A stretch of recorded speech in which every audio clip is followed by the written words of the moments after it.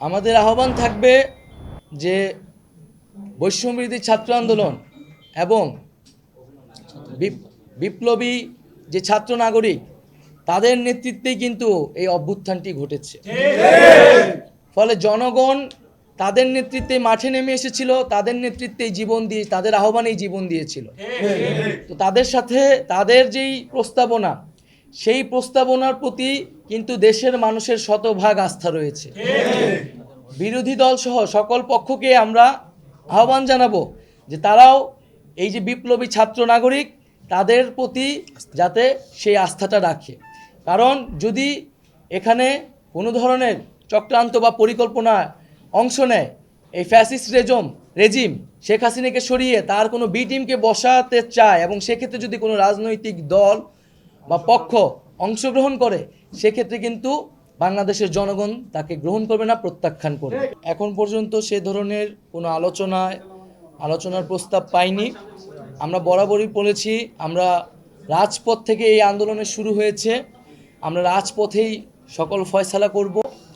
এবং আমরা যেহেতু আমাদের যেটা আমি বললাম যে আমাদের নিরাপত্তার বিষয়টি এখনও পর্যন্ত নিশ্চিত আমরা করতে পারি না। আমরা মোবাইল ছাড়া আমাদের সমন্বয়কদের সাথে আমাদের যোগাযোগ ঠিকমতো হয়নি।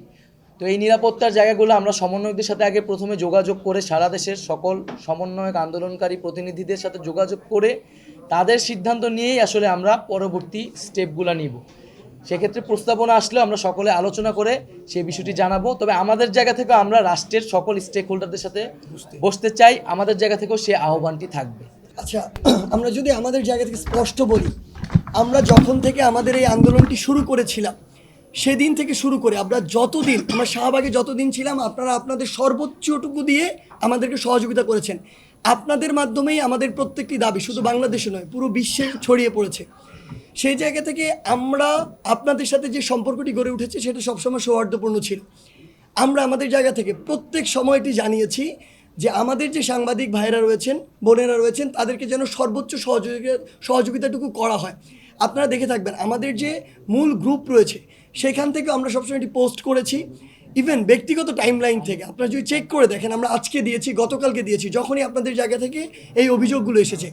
আমরা বিশ্বাস করি আমরা আন্দোলন করেছি রাজপথে, কিন্তু সেটি পুরো দেশ থেকে পুরো বিশ্বে ছড়িয়ে পড়েছে আপনাদের মাধ্যমে।